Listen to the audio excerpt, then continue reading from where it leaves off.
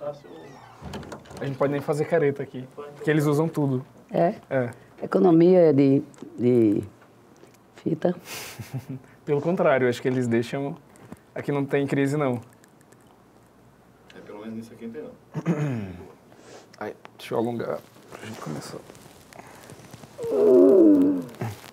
Olá, estamos aqui no TVPE no ar e ao longo dessa semana eu vou estar aqui com vocês trazendo convidados super especiais para dialogar sobre cinema, sobre educação e tendo como mote o projeto Documentando, que é um projeto de formação que está completando 10 anos e por isso eu trouxe nesse primeiro programa uma pessoa que é referência para mim e referência para todos nós aqui pernambucanos, quando a gente fala sobre cultura, sobre educação, sobre cinema, que é a Andréa Mota, querida, que está aqui. Muito obrigado, Andréa, pela presença.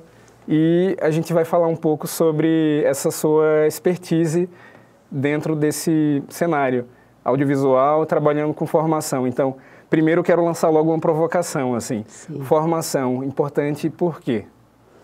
Porque ajuda as pessoas a descobrirem suas competências, suas habilidades e se desenvolverem mais enquanto seres humanos. Na sua trajetória, André, você tem alguns marcos e eu acho que um dos maiores é o programa Cine Escola, que está completando... Eita, ai, me enrolei.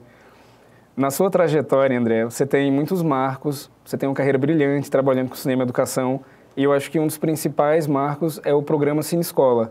Então, fala um pouquinho pra gente sobre o que foi, o que é o programa Cine Escola, que está completando aí uma data muito fechadinha, né? 20 anos de história. Exatamente.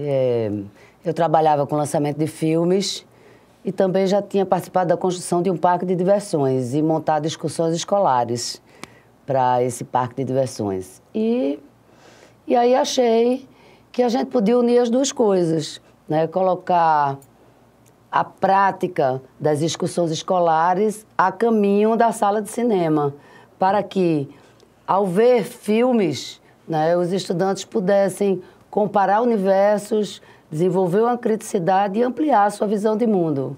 Então, o programa Cine Escola começou assim, a gente alugando a sala do cinema da Fundação, lá no Derby, antes da reforma, e ficamos lá uns 3 anos, levando escolas privadas.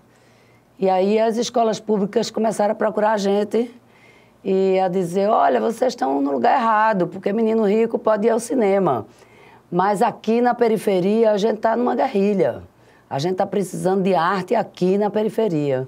E foi aí que a gente comprou um projetor móvel, ainda em 35mm, e começamos a fazer projetos individuais, por isso Cine Escola é um programa, e a montar salas de cinemas em quadras cobertas de escolas públicas, estaduais ou municipais.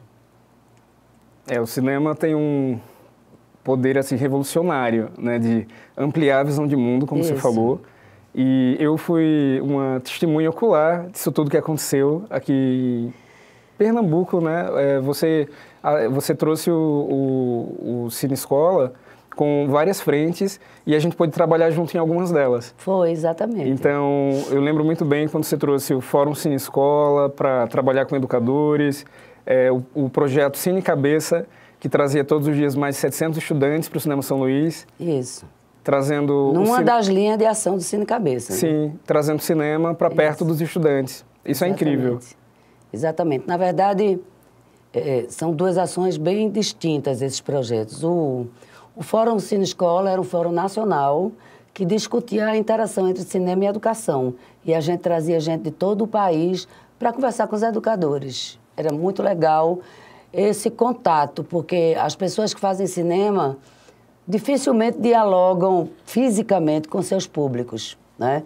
E as pessoas que fazem cinema precisam pensar em como aquele filme pode ser usado em sala de aula e como pode repercutir na vida do público que está assistindo ele.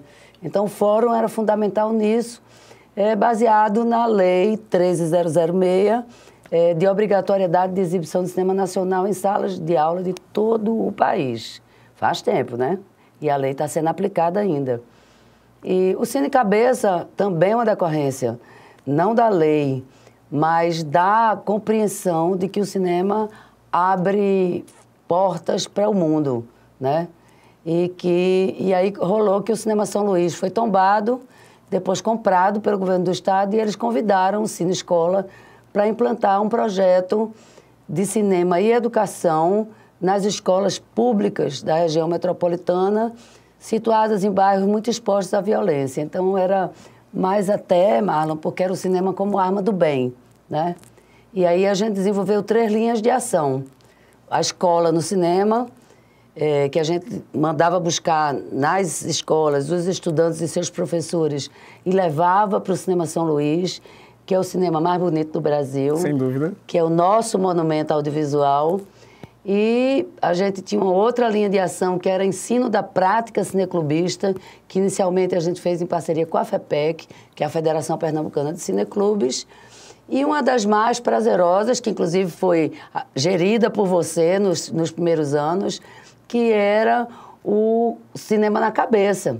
Não, Cabeça de Cinema, né? Cabeça de Cinema. Que era a iniciação audiovisual, onde a gente ia para algumas escolas e ensinava os alunos, os estudantes, desde escrever roteiros a realizar e finalizar seus filmes. Inclusive, resultava numa mostra que acontecia todos os anos no São Luís. Todo final de ano. E era o maior barato, com aquele monte de estudante trazendo os filmes.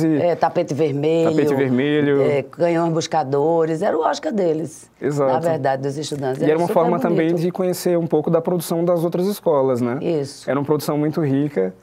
E eu tenho certeza que todos têm muita saudade desse projeto. Não só desse projeto, todos esses projetos do Cinema e Educação, porque é uma bandeira que a gente sempre levantou muito. Exatamente, levantamos juntos, construímos muito juntos também, né, Marlon? O Cine Cabeça, ele levou mais de 150 mil estudantes de escolas públicas ao cinema e às outras atividades que a gente oferecia em 5 anos de atividade. E vale lembrar que muitos pela primeira vez. A maioria chegaram no Cinema São Luís e nunca tinham tido a oportunidade de conhecer aquele espaço.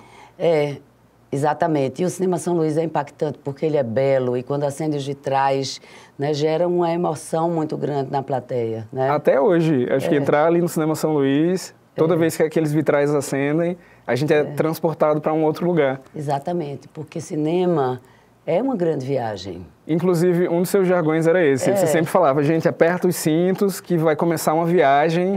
E essa viagem da imaginação, E vamos começar a nossa viagem, porque cinema é uma grande viagem. Eu quis muito que você viesse nesse primeiro programa, porque você conhece de perto o Documentando. É um projeto que está fazendo 10 anos. Que eu vi nascer. Você viu nascer. E nesses 10 anos o projeto circulou por muitas cidades pernambucanas, né? Isso. Eu estou muito feliz de ter essa trajetória dentro do Cinema e Educação, de poder circular pelos festivais de cinema, trazendo o cinema para essas pessoas que não têm, às vezes, uma orientação vocacional, ou que não tiveram oportunidade de fazer um curso, ou que estão achando que a realidade acadêmica é muito distante. E a gente vê que o cinema é possível. Claro. Desmistifica essa impressão de que o cinema é inacessível e que você precisa nascer num determinado berço para ter contato com o cinema, e a gente prova que isso não é verdade. Exatamente. Eu, inclusive, tenho muito orgulho do Documentando, que foi realizado por você, que além de um ex-aluno muito querido, é um grande amigo, né? E eu acompanhei esses 10 anos de realização, né? Então, realmente, eu tenho muito orgulho do Documentando. É quase que é um filho de um filho meu, né? Como diria sua mãe. Agora, dar acesso às ferramentas da linguagem audiovisual às pessoas que nunca imaginaram que poderiam ter é revolucionário, sabe? Porque as pessoas começam a sentir que elas têm poder de fazer acontecer. E isso o Documentando faz, né? Isso é maravilhoso. Quanto tempo a gente tem? Quanto tempo? O que é mais ou menos? O quê? 20 minutos ainda? Tem 20 minutos. 20 minutos de conversa ainda. Tá. Gente, dá para falar sobre muita coisa. Vamos lá, então, Andréa. Para continuar, uma grande preocupação que tem havido com as pessoas que trabalham com cultura, conosco, com nós, trabalhadores da cultura, Sim. é que desde o ano passado houve muito uma sensação de medo, de insegurança em relação a essa falta de perspectiva de futuro. E eu notei que foi uma tônica dentro das produções do projeto, em todas as cidades que eu vinha circulando, que as pessoas queriam muito falar sobre o medo. E você sempre me disse que o medo é paralisante, que o medo aprisiona e que ele não deixa a gente voar. Isso. Então, qual seria um caminho para a gente que está trabalhando com arte e que quer contaminar outras pessoas com esse sentimento de beleza. Sim. E de esperança, O poema que eu sempre lhe disse é de Alberto da Cunha Mello, grande poeta pernambucano. E diz assim: o medo cria músculos e sólidos ossos nas nuvens do céu.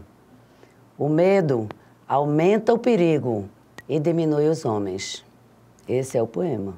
E a gente deve pensar o que é que a gente faz no momento em que tudo o que a gente sempre acreditou está sendo negado pela gestão federal, né? Vamos dizer assim. E eu tenho me lembrado muito de Jorge Amado, que escreveu um livro chamado Subterrâneos da Liberdade, sabe? Porque eu cresci numa ditadura, você não, mas eu cresci, né? Tendo a sorte de estudar numa escola criada pelo mestre Paulo Freire, mas era uma ditadura no meio da rua, né? E a gente muito cedo aprendeu que existiam caminhos e trilhas de guerrilha, né? De reação, independente daquele medo que paralisava todo mundo. Porque hoje você liga uma televisão, um noticiário, o noticiário diz para você, não saia de casa, o mundo está perigoso, né? E aí você não sai? Você fica preso nos quadros da televisão, né? Eu estava conversando essa semana com Clotilde Tavares, uma pensadora, grande amiga minha, e ela me perguntou o que é que eu estava fazendo. Eu disse, olha, eu estou fazendo guerrilha, sabe? Eu acho que a cultura, todas as expressões culturais, elas são libertadoras, se você souber fazer as pessoas se apropriarem delas. Então, eu penso que nós, artistas, precisamos cada vez mais, ainda mais agora, nesse contexto que a gente está vivendo, colocar a nossa arte a serviço da educação.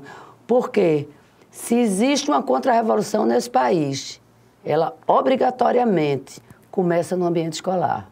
Que é isso que eu sempre fiz, colocar o meu trabalho de artista, produção é uma arte, né, a serviço da educação. E eu sempre fui muito bem recebida pelos educadores, eles adoram ter suporte, né? Gente que pensa diferente, que dá ideias e dá soluções. Por exemplo, agora que eu estou implantando o projeto Outras Palavras, da Secretaria de Cultura do Estado, em parceria com a Secretaria de Educação de Pernambuco, onde eles me perguntam, eu queria que meus alunos aprendessem a fazer filmes, eu dou seu telefone. Pois é, inclusive tenho recebido vários e-mails de um monte de gente querendo começar nas escolas. a trabalhar Acho com que a audiovisual. gente tem, todos nós, artistas, temos que nos voltar para dar suporte aos educadores nesse momento. Porque já começou a contra-revolução. Só não vê quem não quer. Nesse sentido, Andréa, você mencionou a Lei 13.006, que é uma lei que fala sobre a obrigatoriedade da gente exibir filmes nacionais dentro das escolas. 2 horas por mês. Mas como é que isso é posto em prática? Você acha que essa lei, ela realmente está bem amparada, ela está bem formatada e os professores estão com subsídios para colocarem isso em prática? Não, ainda não. Ela está em processo de regularização, né, e formatação, mas a lei já existe, é do ex-senador Cristóvão Buarque, tá? Que, na verdade, estava querendo ajudar os cineastas. Ele não tinha tido esse insight da força do que é assistir ao seu próprio país em sala de aula, né? Acho que no começo ele não tinha pensado nisso. Mas existem grupos do Quinofórum e das redes de educadores que estão discutindo e analisando isso, né? Eu, inclusive, recentemente encontrei com um assessor de um deputado estadual aqui de Pernambuco e sugeri a ele a fazer uma lei semelhante à Lei 13.006, que é nacional, de obrigatoriedade de exibição de cinemas, de filmes brasileiros 2 horas por mês em sala de aula, para que a gente também fizesse uma lei estadual de obrigatoriedade de assistir, de exibição de filmes pernambucanos, também 2 horas por mês em sala de aula. Porque aí você começa a compreender mais como que as pessoas olham para a sua própria terra, né? Tem um grande poeta, que eu não vou me lembrar o nome dele agora, que diz assim, se você quer ser universal, cante sua aldeia. Então vamos estudar um pouco a nossa aldeia cinematográfica, né? Porque Pernambuco é uma nação cultural. A gente tem índios fazendo filmes, a gente tem estudantes fazendo filmes, a gente tem cineastas trabalhando o tempo inteiro. Coletivos, movimentos sociais, é uma produção realmente muito rica. Exatamente, uma produção super rica. E esses filmes devem ser exibidos em sala de aula. Eu tenho um filme que eu amo muito, que é O Silêncio da Noite é que Tem Sido, testemunha das minhas amarguras, de Petrônio de Lorena, né? Que é sobre os poetas populares do Vale do Pajeú. Do Pajeú. Obrigado, Marlon. E assisti recentemente, estou me guardando para quando o Carnaval chegar, de Marcelo Gomes, que também é fantástico. Todos esses filmes devem ser vistos em sala de aula e os professores podem fazer uma inter-relação de conteúdos. Por exemplo, estudar geografia, né? Estudar geografia humana, geografia física, estudar história, compreender as linguagens que um filme pode usar, né? E aprofundar esse conteúdo em sala de aula. No paralelo a isso, esses jovens que estão passando por uma crise de futuro, né? Eles estão achando, nesse momento tão trágico do nosso país, aumentou o índice de depressão e o índice de suicídio entre os jovens. Então, eu penso que quando você dá a eles o pertencimento e a compreensão de que ninguém está sozinho, que nós somos uma nação cultural, isso pode ser minimizado, tá? E eu sugeri que um deputado aí, alguém que está lá na Assembleia, fizesse essa lei. Isso ainda não andou, mas eu vou atrás. A safra nova de produção cinematográfica aqui em Pernambuco é incrível. É incrível. Eu queria fazer um gancho com um projeto que a gente fez, que foi o curso História do Cinema Pernambucano. Sim, lindo. Uma ideia que tivemos juntos. Exato, a gente viu nascer essa ideia e é muito legal quando a gente pode concretizar uma ideia e colocá-la em prática, de fato. Tá no YouTube, viu, minha gente? É só procurar História do Cinema Pernambucano, que tem várias videoaulas, né, Marlon? Exato. Para quem não sabe, a História do Cinema Pernambucano ela é dividida em vários ciclos. E desde a década de 20 a gente tem uma produção muito vasta, mas que sempre foi caracterizada por ter momentos curtos. Estanques, estanques. E depois essa produção ela era cessada. Desde a retomada do cinema pernambucano, com o filme Baile Perfumado, que a gente vê que tem uma ascensão, né? Pernambuco cada vez mais ganha o mundo. Esses filmes vão para os festivais, esses filmes ganham prêmios, que têm o nosso sotaque, que têm a nossa cara, a nossa identidade. Exatamente. E que são filmes que precisam, de fato, chegar às pessoas. Eu acho que a TV pública cumpre muito esse papel. É incrível ver que a gente tem a TV Pernambuco, que está exibindo filmes pernambucanos, produção nossa. Isso é maravilhoso. E que ao longo da semana vamos ter aí filmes do Documentando, que são filmes feitos por estudantes em diversas cidades do estado. E hoje a gente vai ter um filme que é de um lugar muito especial para mim e eu sei que também é um lugar muito especial para você, que é a cidade de Triunfo. Sim, a cidade de Triunfo é muito especial, né? Ela é um cenário, né? E as pessoas lá têm o coração aberto para o cinema, né, Marlon? Eu acho que o governo do estado cumpre um papel muito importante dentro dessa breve tradição cinematográfica da cidade de Triunfo, que é através do Festival de Cinema, que completou nesse ano sua 12ª edição. Exatamente. O ano passado eu fui a gestora de formação lá e a gente teve vários cursos, inclusive o seu, Documentando, e foi um processo super rico, né? As inscrições são sempre muitas, né? E dessas formações, as pessoas saem enriquecidas. Vem gente, inclusive, de São Paulo, de vários lugares, para ficar naquele ambiente onde se troca sentimentos e visões do audiovisual, né? É muito legal. Ainda tem a laje, né? Onde se dança muito madrugada dentro. Uma das coisas que eu aprendi na faculdade, quando você me dava aula de produção, de empreendedorismo, de marketing cultural, é que tem uma coletividade muito grande dentro do fazer cinematográfico, que não se faz cinema sozinho. Não. Você precisa fazer cinema em grupo, né? É uma prática coletiva. Isso. E a gente vê que tem crescido cada vez mais a produção de coletivos, né, aqui em Pernambuco. Então, como é que a gente faz essa linha do tempo dentro dessa história do cinema aqui em Pernambuco? Desde a década do século passado, eu creio que as novas mídias facilitaram muito o fazer cinematográfico. Mesmo assim, ainda é um trabalho enorme fazer cinema. Ainda a gente precisa de muitas expertises somadas, né? E por isso os coletivos, eles são fundamentais nisso. As pessoas se reúnem, cada qual com sua especialidade e aí se consegue produzir filmes, né, de boa qualidade.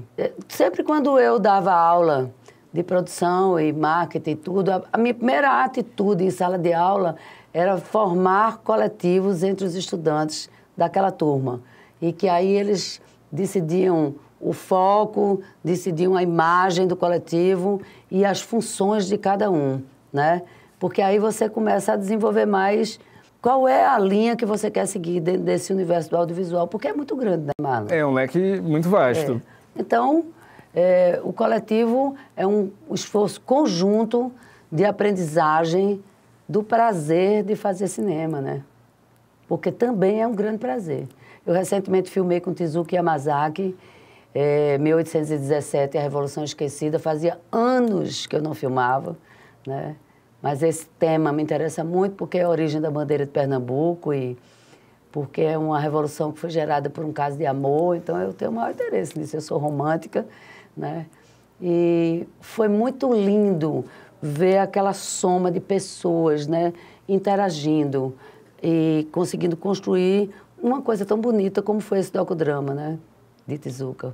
Hoje, trabalhando dentro do governo de Pernambuco, através da Secretaria de Cultura, você tem uma relação muito próxima com esses fundos de incentivo à cultura. Você vê como isso tudo tem sido construído coletivamente e como esses editais têm dado acesso às pessoas que querem produzir atividades culturais, produtos culturais em Pernambuco inteiro. Isso. Então, como é que essa política é estabelecida lá dentro e como ela pode chegar até essas pessoas no estado todo? Veja só, existem os editais, as pessoas elaboram projetos e concorrem, como é o seu caso, né? Como já foi o meu caso, eu já estive do outro lado do balcão, né? E quando você elabora um edital de qualquer produto cultural, qualquer ação cultural que você queira desenvolver, existe um item chamado contrapartida, né?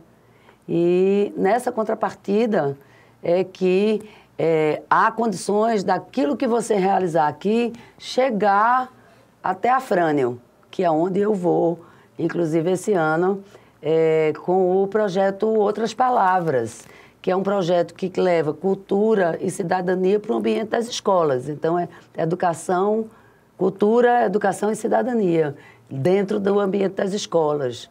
Na próxima semana, a gente vai estar em Amaragi, na Mata Sul do estado, né, levando uma ótima escritora e um patrimônio vivo para dialogar com os estudantes que também vão fazer suas apresentações, porque eles têm seus grupos de leitura, seus grupos de música, de dança, então eles também vão se apresentar. Então, o que é que acontece?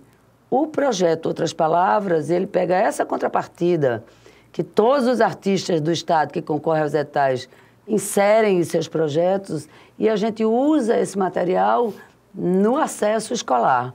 A gente leva até a escola e deixa, né, como material para uso coletivo dos educadores e estudantes. Ah, fantástico. Esse ano a gente vai para o sertão.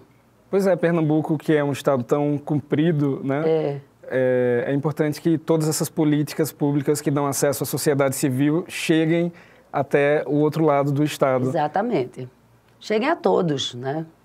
Claro que a gente não consegue contemplar todos os municípios de uma vez só, todas as escolas de uma vez só, mas em cada escola polo que a gente chega no município, 4 outras escolas são convidadas. Então, isso dá acesso a um número maior de estudantes e educadores, né? A gente planta a semente e entrega o material, que são os kits que a gente tem, e deixa lá para uso da escola. Andréa, que prazer poder falar contigo sobre isso que a gente acredita, Sim. essa prática cultural aliada à educação. Deixa eu te agradecer de novo. Tá, agradeço. Tá bom. Que é a rasgação de seda agora. André, eu quero muito te agradecer pela participação no programa, para a gente falar sobre tudo isso que acreditamos, né, que essa prática cultural aliada à educação, e a gente sempre tem visto frutos serem colhidos dessas sementinhas que você falou, que a gente sai plantando e que a gente acredita piamente nesse poder de transformação que a cultura tem. Isso.